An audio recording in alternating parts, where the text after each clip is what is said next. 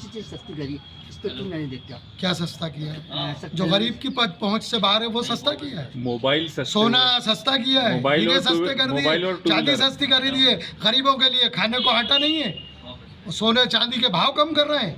भाव अगर सरकार की कथनी और करनी में अंतर है।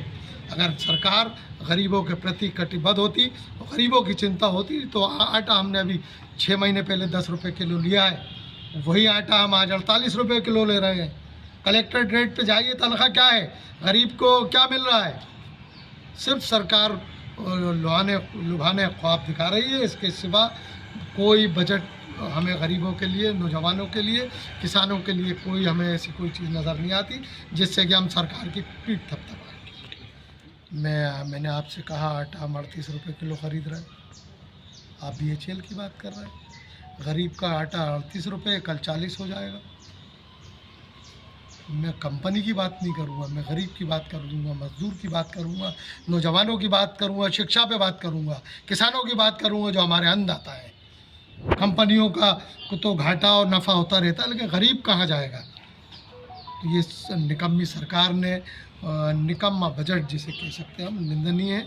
हम सब मध्य प्रदेश के समस्त पदाधिकारियों के साथ में प्रवक्ता ऐसे बजट की निंदा करते हैं। सरकार ने बजट पेश करा है, लोकसभा चुनाव, ये विधानसभा चुनाव, इसका बजट तो किस नहीं देते?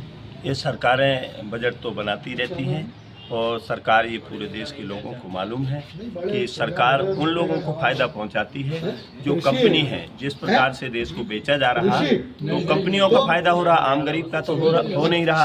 जिस तरीके से हमारे प्रवक्ता जी ने कहा है कि किसानों का नहीं, छात्रों का नहीं, गरीबों का नहीं, वनवासियों का नहीं, ये सारे बजट सिर्फ चुनावी स्टंट दिखाई दे रहा है बीजेपी को। क्योंकि बीजेपी सत्ता से बाहर होने की उनको अंदर से पता लग रहा कि हम सत्ता से बाहर हो रहे, इसलिए ऐसे लोहाब ने बजट पेश करती हैं कि जनता को किस तरीके से मूर्ख बनाया जाए।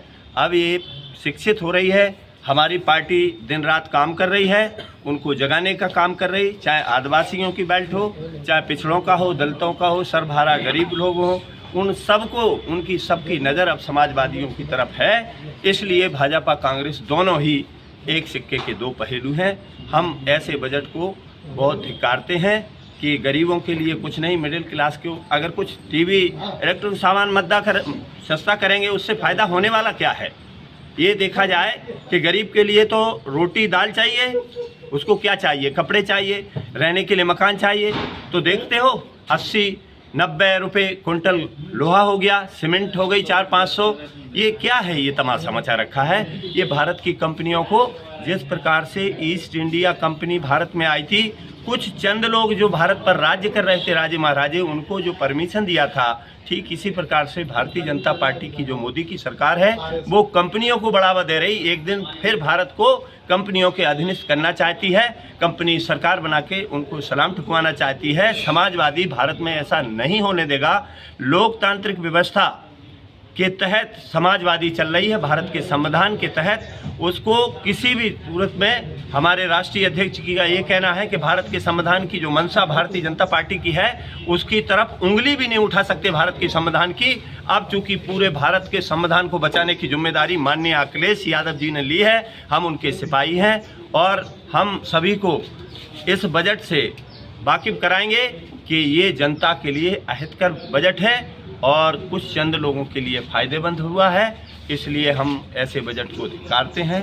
पुनः धिक्कारते हुए हम अपने नेता को धन्यवाद देते हैं जो हमको गाइडलाइंस मिली हुई है। हम प्रदेश अध्यक्ष रामान सिंह पटेल के नेतृत्व में जो काम कर रहे हैं, हम अपने सभी साथियों के, जो हमारे महासचिव हैं, प्रमुख महासचिव इंद्रभान सिंह यादव जी और शमसुल हसन, और आज लोहिया वाहिनी के, जिनको आज आपने देखा है, उनकी बातों से जो चेहरा हमको प्रदेश अध्यक्ष जी ने दिया है, राष्ट्रीय अध्यक्ष की सहमति से, हम पूरे मिलकर के जो काम कर रहे हैं, बिना हमारे सरकार मध्य प्रदेश में अब नहीं बनेगी किसी की।